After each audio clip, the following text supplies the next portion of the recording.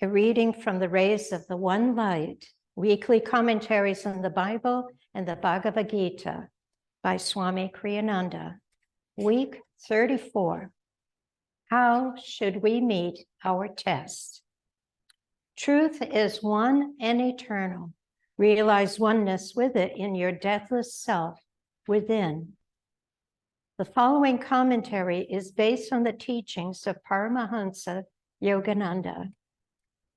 Last week, we considered Satan's temptation of Jesus in the wilderness after his baptism by John. We discussed the question, does Satan exist? All of us experience temptation of one kind or another in our lives. Some of us frequently, others only occasionally. And whether temptation comes to us from our own subconscious or from outside of ourselves is secondary to the fact that it does come and that we must deal with it. More important, then, is the question, how to deal with it. In fact, how to deal with tests of any kind. Martin Luther flung an ink pot at the devil who had appeared to test him. A dark stain on the wall of Luther's cell is pointed out to tourists in support of this story. Unfortunately, our trials are not often so summarily dismissed. As a fellow monk once said to Swami Kriyananda, speaking of Satan, "If only I could get my hands on him." Jesus, during his temptations in the wilderness, overcame them and thereby set an example for all time by clinging to more determinedly to God. As Paramahansa Yogananda used to say, darkness cannot be driven out of a room with a stick. Once you turn on the light, however, the darkness will vanish as though it had never been. Jesus manifested this principle. The Bible tells us, therefore, at last, quote, "The devil leaveth him, and behold, angels came and ministered unto him." In the Bhagavad Gita, the point is clarified further by the added explanation that there are three qualities in human nature: sattvic, or spiritually elevating, rajasic, or ego activating, and tamasic, or spiritually darkening.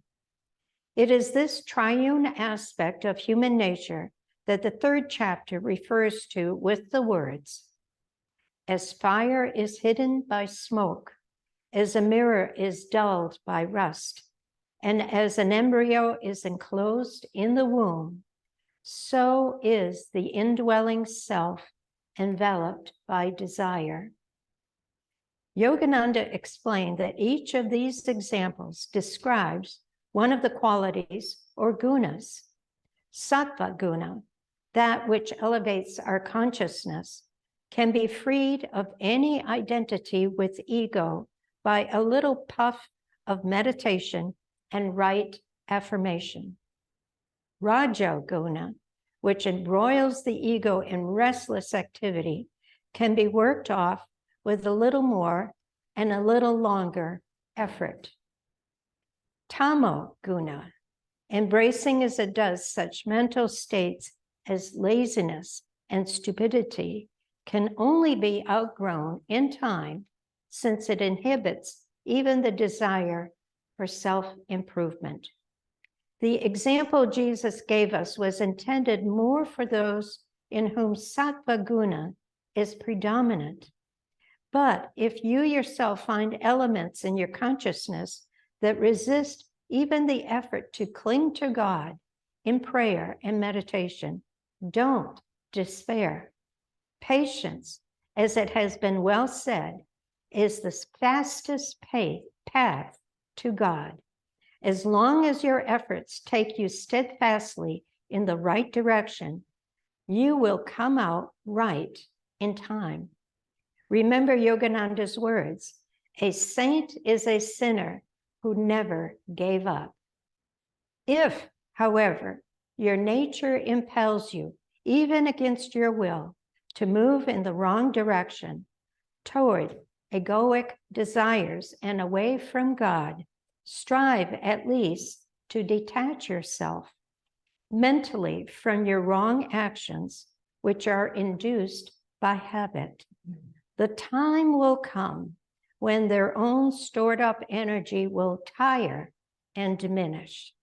At that time, if you have not contributed to that energy by your consenting will, you will find it possible at last to redirect your energies more constructively. Thus, through Holy Scripture, God has spoken to mankind. Om. Om. Om.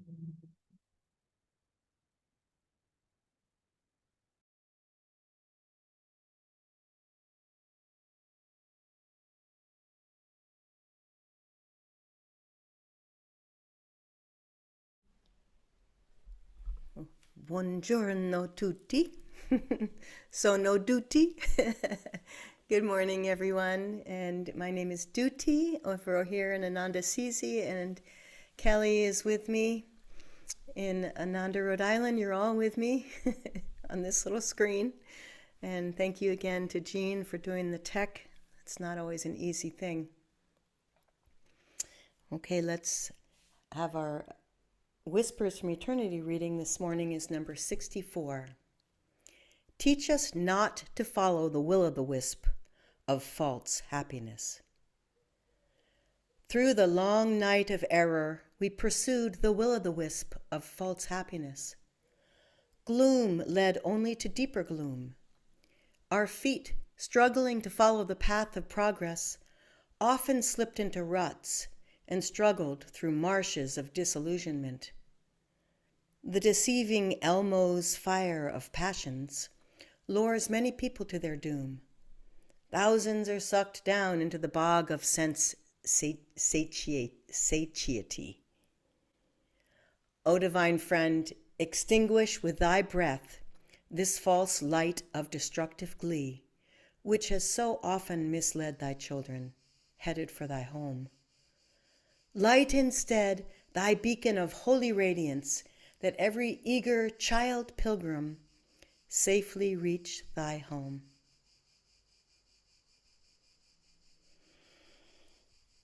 Well, we can't avoid the tests. We know that's part of life. And so the question here is, how do we deal with them?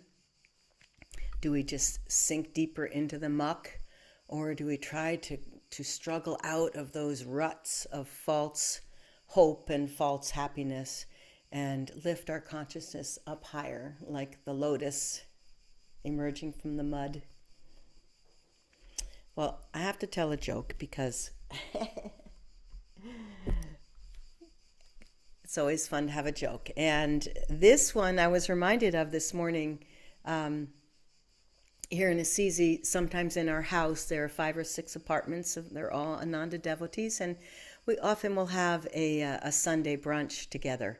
And this morning, I remembered the joke because I saw on the table there was a fruit salad, and then there was also a tomato salad with a little bit of basil and olive oil in it. And so this is a joke. I don't think I've told you this before, but if I have, I apologize. Okay, so wisdom is knowing that tomatoes are a fruit.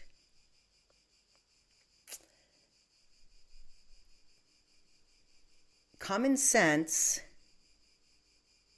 no, I have it backwards. Knowledge, that's what it is. Knowledge is knowing that tomatoes are a fruit. Wisdom is knowing not to put tomatoes into a fruit salad. And philosophy is wondering if ketchup is a smoothie. The hard part about being on Zoom is I can't hear if you guys are laughing, but I see Jean smiling, so that's encouraging. Okay. So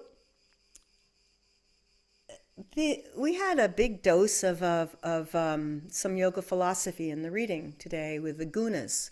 And the gunas, it's really quite simple because when you are in a sattvic energy or you're being led by sattvic motivations, that means that you're aspiring to the light. You're aspiring up. The energy flow is upwards. And tamasic or tamoguna is the opposite. That is when everything is sinking down into the muck. You have no energy to get up and do anything. You're discouraged. You're just kind of stuck there in the muck. And then rajasic is in between, and that is activating. That's it's more outward, but and there's actually two. There's sattva raja, and there's tamo raja. So the sattva raja is when you have activating energy, and it is pulling you upward, and the tamo raja is when that energy is pulling you down. So in a sense, there are kind of four categories. And of course, we, like the chakras, we try to stay up in our higher octaves, our higher chakras, our higher energy, because it lifts us up. And that's, the problem with tests is that they can be discouraging if we feel that we're not passing them very well. We're kind of flunking out in our tests, which would be something has really gotten you down and you just want to crawl back into bed and put the pillow over your head and hope it will all go away. And in fact, that is when you're in a tamasic state, you really can't do much. You're stuck. It's just patience. It's just waiting it out. And we have these moments where, okay, it's going to pass. This too shall pass. And so the idea is to just try not to be discouraged for those moments, because we're going to have them. I mean, life is a test. We have tests. Why do we have tests? Well, when we're in school, or some people are still in school, you have tests in school to determine what you know and what you don't know, what you still need to learn. And that's what the tests in our lives are like that. We are in the school of soul evolution, and we are put on this planet to learn as many of the lessons as we can, and to move through them as gracefully and graciously as we can, trying to remain kind and loving no matter what happens to us. I mean, ultimately, trying to keep it on that octave. The idea is to raise our consciousness rather than push away what we don't like. We can pull ourselves away from that. And when our mind is more purified through meditation, it's much easier to let go of those desires and negative thoughts.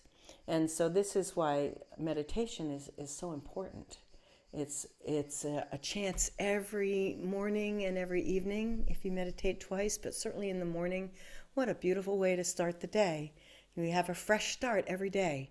And we sit in meditation and we chant and we pray and we let go and we allow ourselves to transform slowly. And we have many tools also. Of course, we have the other techniques, and music is such a powerful tool also for raising our energy to pull us out of these tests. But it's an interesting thing, because I don't know if this is the case in every religion, but basically we have we have guides. In the Bible there are the 10 Commandments, and for the yogi we have Patanjali's yamas and niyamas, which is basically a guide to our behavior.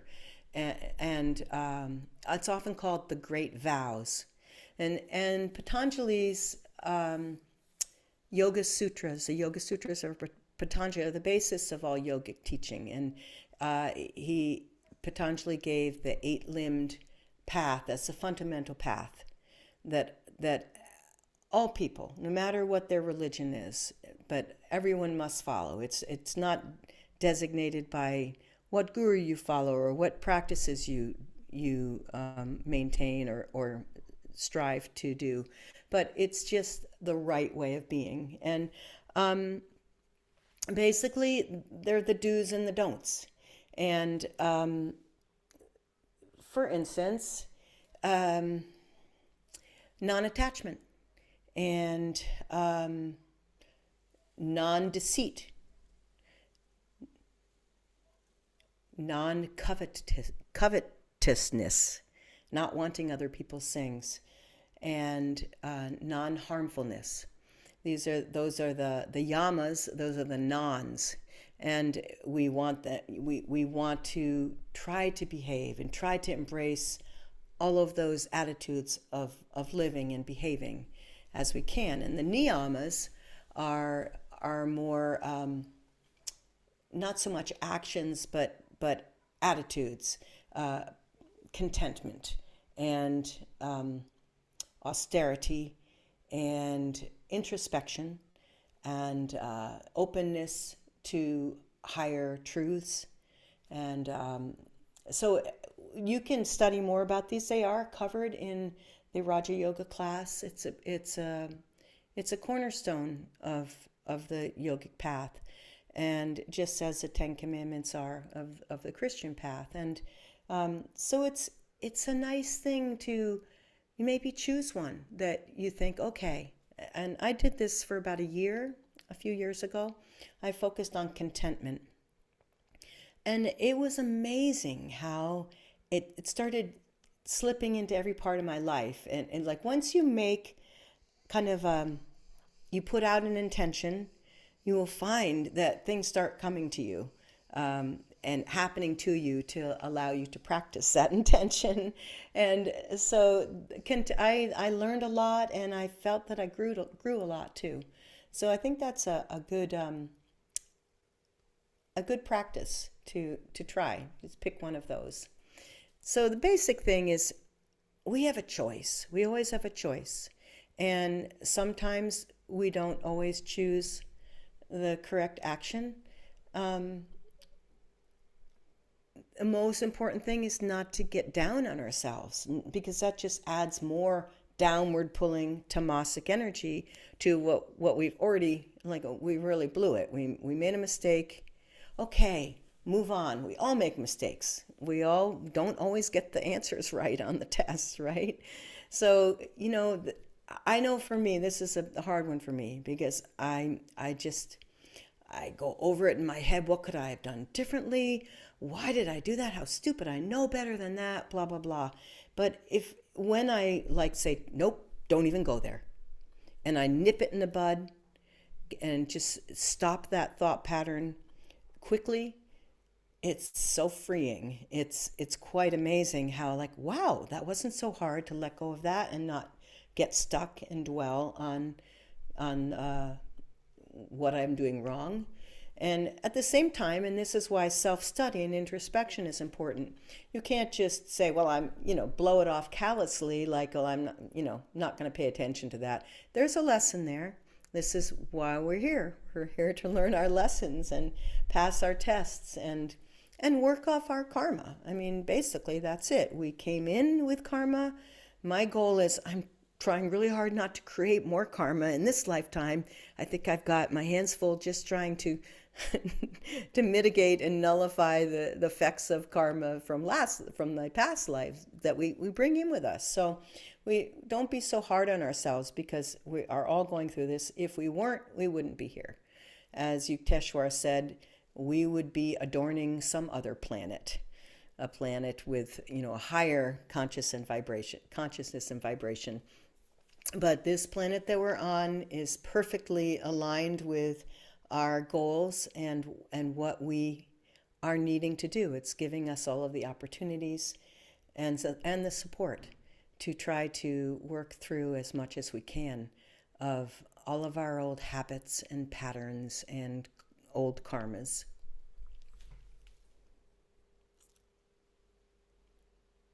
Yogananda said all of our lessons and our tests and life in general is for our education and entertainment.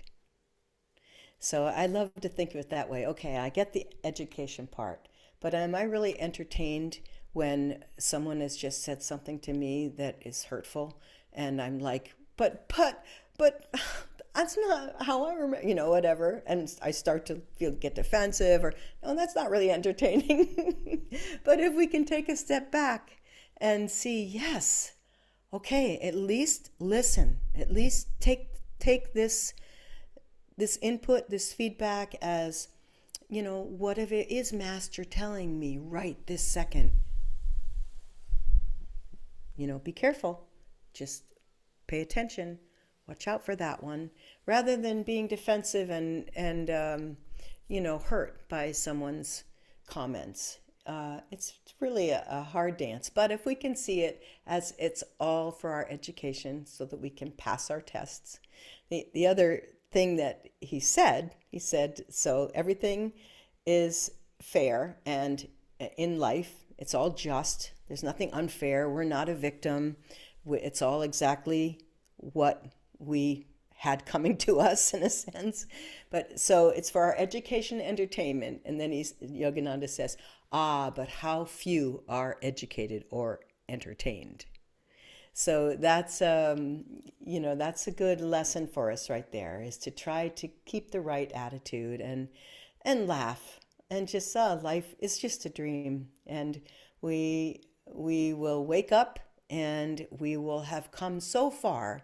We will be like, wow, I did make good progress in that lifetime, and but to remember that it's all temporary. It will pass. And especially, I think it's reassuring in a sense that with the gunas, the sattva guna. Let's see if I can find this quote. Okay, so if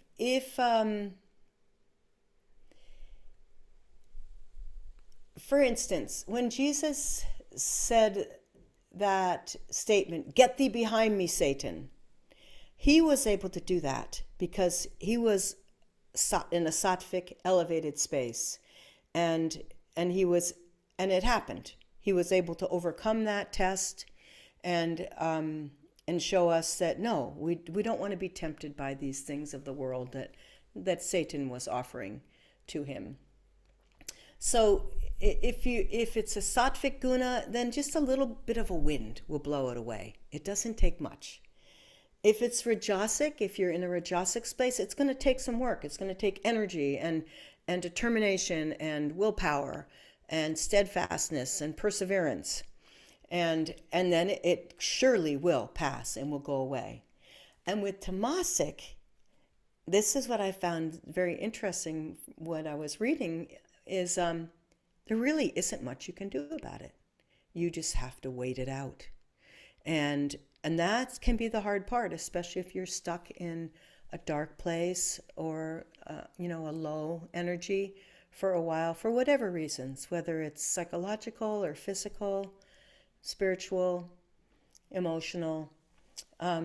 It's like we just have to hold on. We're going through the rapids and there's not a whole lot we can do. We just have to hold on and know that this will pass and we can get through it.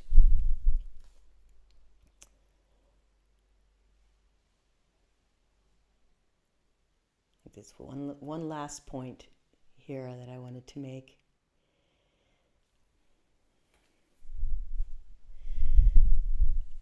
I'm focusing a lot on those times when we are not necessarily in a sattvic or rajasic space, because those are the times when as I said, you can't really do anything about it. You just have to grin and bear it.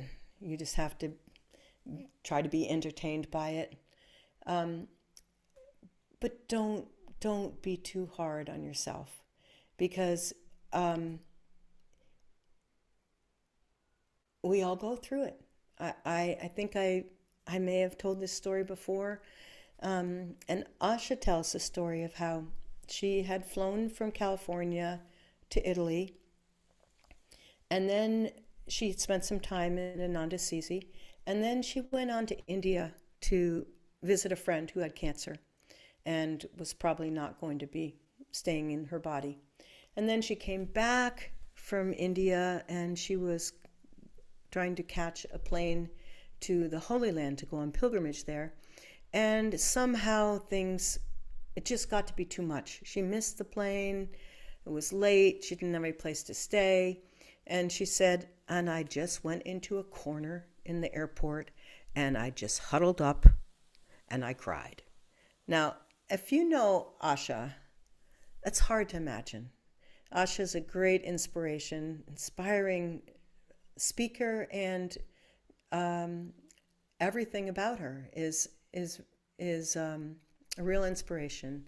And so to know that even Asha had a moment, maybe it was her only moment, I don't know, but she shares about it, and she's not ashamed about it. She wasn't judging herself. She wasn't, discouraged or angry at herself. It was just one of those moments, and it was probably contributed to, jet lag and the fact that she just had to possibly say goodbye to her friend and missing the plane. And sometimes, things just get to be too much.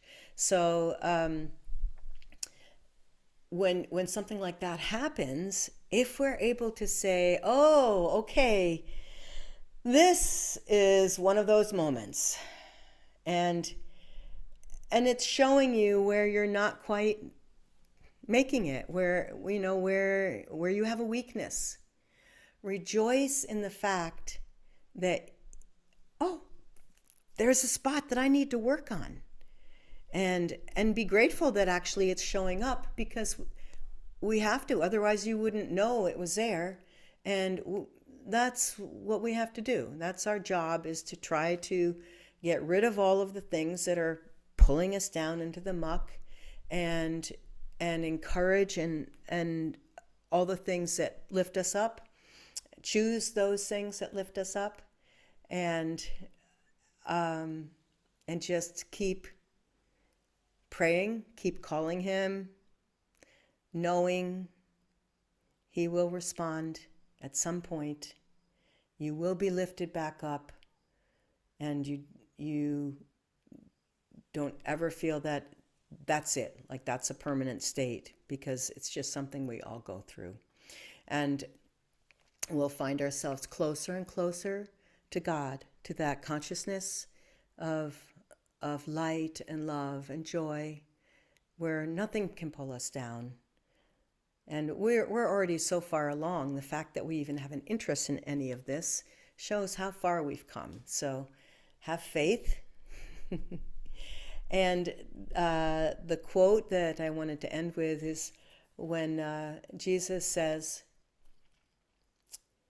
I don't know if I have it exactly right from the Bible, but he that overcometh all of their failures and their and successes, but he that overcometh, I will make him a pillar in my Father's house, and he shall go out no more. So he that overcometh, we all will overcome at some point. And this is a reference to reincarnation, which many people who read the Bible don't necessarily see that, but there are many references to that. That I will make him a pillar in my Father's house, and he shall go out no more.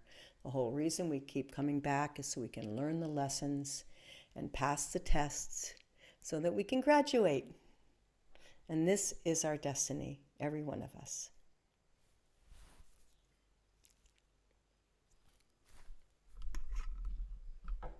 We'll have our offering now.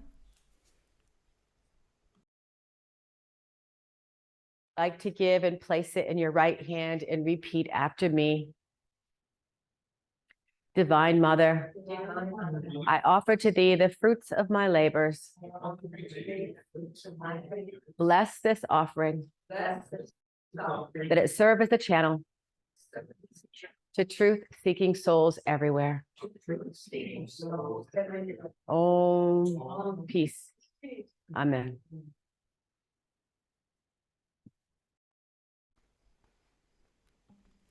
Well, this is a fun song, and I had to do it because there is a quote in this song that it was in the reading